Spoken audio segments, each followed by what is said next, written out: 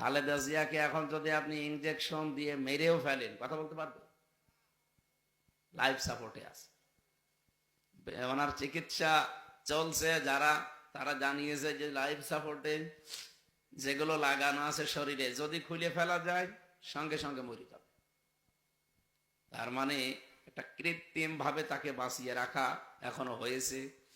ওনারা নিয়ে যাচ্ছে আমেরিকাতে, লন্ডনে। আশা করছে সুস্থ হবে। যদি না হয় আল্লাহ যেন ইমানের সাথে তুলে নেয়।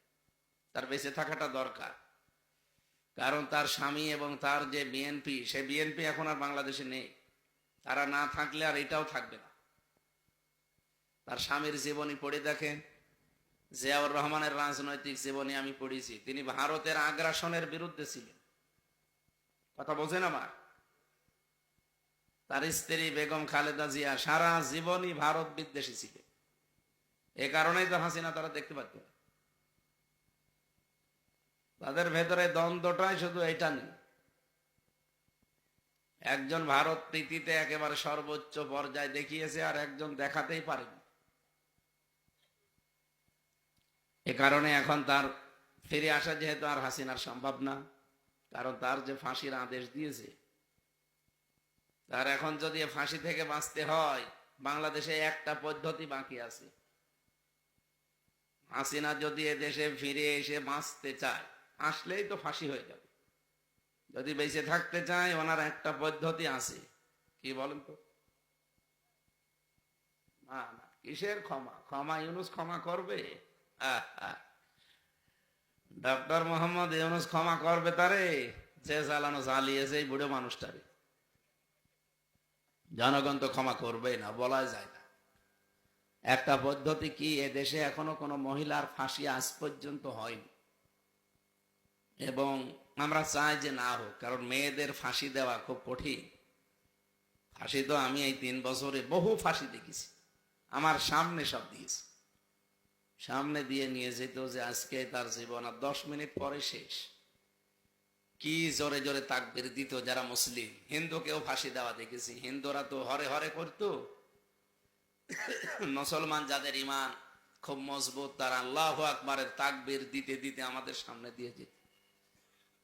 মাঝে মাঝে আমি যে দেখতাম যে ফাঁসির এই যে মঞ্চটা, ওখানে শুধু ওই ফাঁসি দেওয়ার সময় দড়িটা নিয়ে আসে। বহু মানুষকে দেখেছি, পুরুষ মানুষ ফাঁসি দেওয়ার পরে যখন দড়িটা এভাবে ছিঁড়ে যায়, গলাটা আটকিয়ে কি যে লাফায়। একটা মানুষ জীবিত অবস্থায় আপনার সামনে থেকে মরে যাচ্ছে তড়পাতে তড়পাতে। এই দৃশ্য আমি একটা না বহু দেখেছি। 3 বছর তো জেলে ছিলাম, অনেক দিন না? অনেক দিন।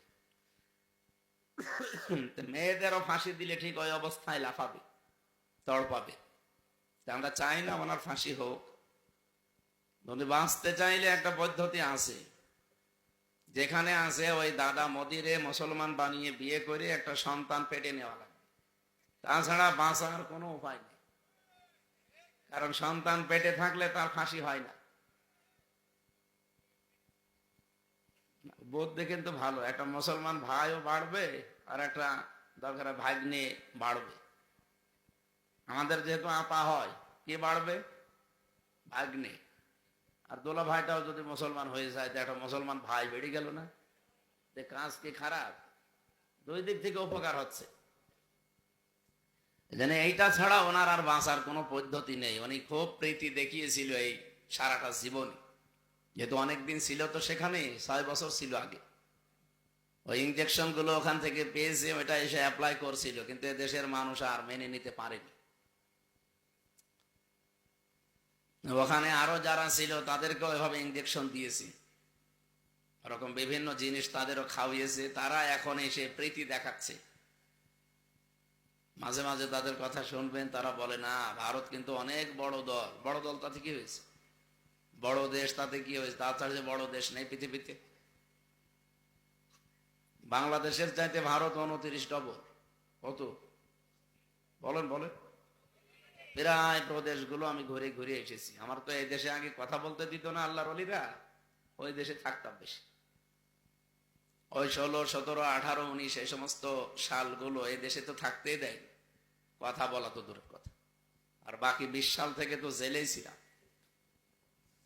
কিন্তু আমেরিকা বাংলাদেশের চাইতে 59 ডবল। কত? ভারতের চাইতে ছোট। চীন ও ভারতের চাইতে বড়। দেশ বড় হলেই যে শক্তিশালী হয় তা না,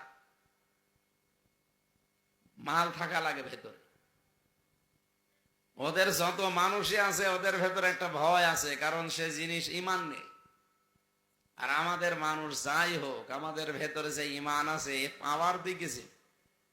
এক আবুল সরকার শুধু গাল দিয়েছে, ওরে মনে হয় যে নামাজ পড়ে না, সেও গালি দেয়। আমি কি বেশি বললাম? যে নামাজ পড়ে না, ঈদের নামাজও পড়ে না, সেও গালি দিচ্ছে। ওনার জন্য দোয়া করছি মন থেকে, শুধু এই কারণে উনি ভারতের আগ্রাসনের বিরুদ্ধে সারা জীবন লড়াই করেছেন। এখনো যদি সুস্থ থাকতেন, বেঁচে থাকতেন, এভাবেই করতেন। এই জন্য তার বেঁচে থাকাটা দরকার। ওনার এই যে কথাবার্তা আল্লাহ বন্ধ করে দিয়েছে, এখন যতই আপনি পিটান, যত ইনজেকশন দেন, কথা কিন্তু আর বলতে পারছে না। তার মানে হাদিস কোরআনের ব্যাখ্যা অনুযায়ী ওনারা যে ফেরেশতারা যে দায়িত্বগুলো পালন করে, ওইটা পালন করা বন্ধ করে দিয়েছে। মরণের আগে একজন পানি যে সরবরাহ করে, এই ফেরেশতা এসে বলে, আল্লাহর বান্দা হামজা, তোমার জন্য তামাম পৃথিবী সব ঘুরে আসলাম, এক ছটাক পানিও তোমার জন্য আর বরাদ্দ নেই, আমি বিদায় নিলাম। এতদিন তোমার জন্য ছিলাম, আমি কাজ করতাম, কিন্তু এখন দেখছি যে এক ছটাক পানিও তোমার জন্য আর তামাম দুনিয়ায় নেই। খাবারের যে দায়িত্ব আছে ফেরেশতা, ওটা এসে বলে, হামজা, তামাম পৃথিবী ঘুরলাম, কিন্তু 100টা খাবারও তোমার জন্য আর বরাদ্দ নেই, আমি এতদিন ছিলাম, এখন বিদায় নিলাম, থাকো। একটা একটা করে প্রত্যেকটা ফেরেশতা এসে যখন বিদায় নিয়ে চলে যায়, সর্বশেষ আসে হযরতে আজরাইল। কে?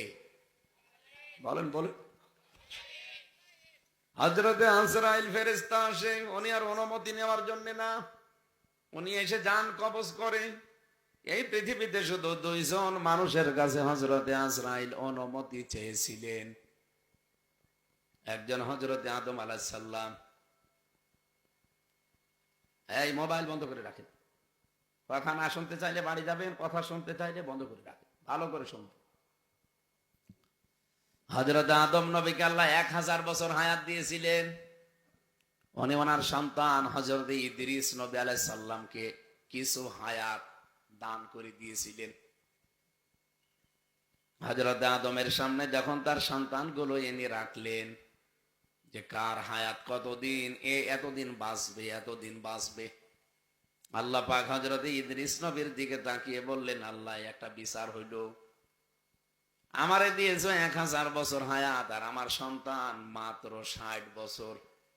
এটা তো মেনে নেওয়া যায় না, এর হায়াতটা তুমি আর একটু বাড়িয়ে দাও। আল্লাহ বলেন, না, কলম দিয়ে লেখা হয়ে গেছে, আর কলমের কালি শুকিয়ে গেছে, আর লেখা সম্ভব না। তুমি যদি কিছু করতে চাও, নিজের হায়াত থেকে ওরে ধার দাও। সন্তান হিসাবে হযরত আদম নবী ওই দিন ইদ্রিস নবীকে হায়াত ধার দিয়েছিলেন 40 বছর। কত? উনি বললেন, অন্তত তারে 100 বছর বাঁচার মতো একটা ব্যবস্থা করে দেন। উনি 100 বছরের দুনিয়ায় বেশি ছিলেন হযরতে ইদ্রিস নবী। আদম নবী যেহেতু 40 বছর ধার দিয়েছে, থাকবে কতদিন? 960 বছর পর ঠিক ফেরেশতা আজরাইল এসে বলছে, আদম নবী চলেন। কোথায় যাব? আপনার হায়াত শেষ। উনি বলছে, না, আমি হায়াত জানি, আমার 1000 বছর হায়াত, আমার সব দেখা আছে। ফেরেশতা আজরাইল ওই দিন বলেছিলেন, আমিও জানি 1000, কিন্তু আপনি তো আপনার ছেলেকে দিয়ে দিয়েছেন 40 বছর। উনি বলছে, না, আমি দেইনি। দেইনি মানে? আপনি দিয়েছেন, আল্লাহ আল্লাহ আমাকে পাঠিয়েছে এমনি এমনি, ওটার হায়াত নেই। উনি বলছে, না, আমার হায়াত আছে। এই দিন এসেছিলেন অনুমতি নিতে। হযরতে আজরাইল আল্লাহকে বলে, রব্বুল আলামিন, তোমার প্রথম মানুষ, প্রথম নবীর কাছে গিয়েছিলাম, কিন্তু সে তো আসতে চায় না। ও বলে নাকি হায়াত তার ছেলেকে দেয়নি, ও ভুলে গেছে। ওই দিনের পর থেকে কোনো কিছু কাউকে দিলে নিলে লিখে রাখার বিধান। মানুষ কিন্তু ভুলে যায়। মানুষ কি হয়, এদেশের বহু মানুষ আবেগে লাফায়, কিন্তু জায়গা মতো সে অনেকে ভুলে যায়। কারণ এটা মানুষের স্বভাব। নিসিয়ান থেকে শব্দটা এসেছে, নাস, ভুলে যায়। এই কারণেই মানুষ, মানুষের আরবি নাম কি বলেন বলেন? আবুল সরকার বলছে কুল আউযু বিরাব্বিন নাস, আল্লাহ নাচতে বুঝেছে। অথচ নাচ মানে কি? মানুষ। নাচের বাংলা অর্থ কি? এই যে মানুষ ভুলে যায় যে কোনো বিষয়, এই জন্য মানুষকে নাচ বলা হয়। হযরতে আদম নবীকে আল্লাহ পাক ফেরেশতা